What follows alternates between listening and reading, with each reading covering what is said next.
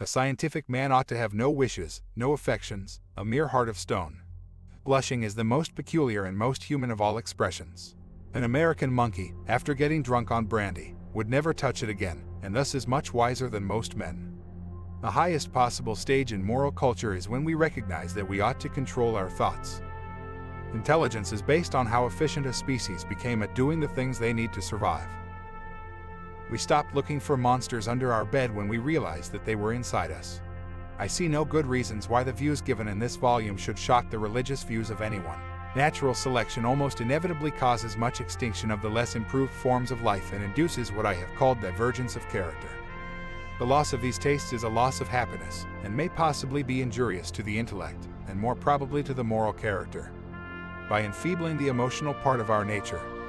But natural selection, as we shall hereafter see, is a power incessantly ready for action, and is immeasurably superior to man's feeble efforts. As the works of nature are to those of art, a grain in the balance will determine which individual shall live and which shall die, which variety or species shall increase in number, and which shall decrease, or finally become extinct.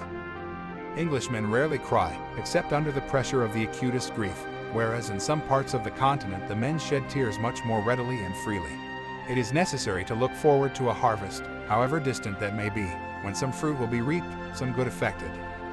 I have stated that in the 13 species of ground finches, a nearly perfect gradation may be traced, from a beak extraordinarily thick to one so fine that it may be compared to that of a warbler.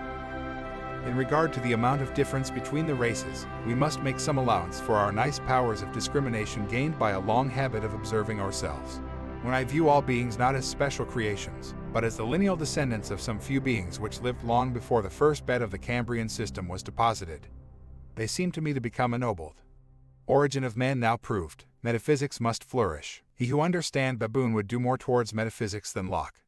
Sexual selection will also be largely dominated by natural selection tending towards the general welfare of the species. Nevertheless, it is probable that the hearing rather early in life such views maintained and praised may have favored my upholding them under a different form in my Origin of Species. This preservation of favorable variations and the rejection of injurious variations, I call natural selection. A man who dares to waste 1 hour of time has not discovered the value of life. This preservation of favorable variations and the rejection of injurious variations, I call natural selection or the survival of the fittest. One general law, leading to the advancement of all organic beings, namely, multiply, vary. Let the strongest live and weakest die. It is those who know little, and not those who know much, who so positively assert that this or that problem will never be solved by science.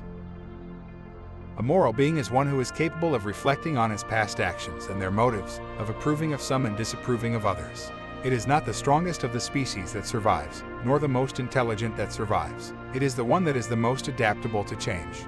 There is grandeur in this view of life, with its several powers, having been originally breathed by the Creator into a few forms or into one. Besides love and sympathy, animals exhibit other qualities connected with the social instincts which in us would be called moral. Man selects only for his own good, nature only for that of the being which she tends. What a book a devil's chaplain might write on the clumsy, wasteful, blundering, low, and horribly cruel work of nature. The mystery of the beginning of all things is insoluble by us, and I for one must be content to remain an agnostic. If the misery of the poor be caused not by the laws of nature, but by our institutions, great is our sin. We must, however, acknowledge, as it seems to me, that man with all his noble qualities still bears in his bodily frame the indelible stamp of his lowly origin. In the long history of humankind, those who learn to collaborate and improvise most effectively have prevailed. I see no good reasons why the views given in this volume should shock the religious views of anyone. The highest possible stage in moral culture is when we recognize that we ought to control our thoughts. Ignorance more frequently begets confidence than does knowledge. Animals, whom we have made our slaves, we do not like to consider our equal. My mind seems to have become a kind of machine for grinding general laws out of large collections of facts. I have tried lately to read Shakespeare, and found it so intolerably dull that it nauseated me.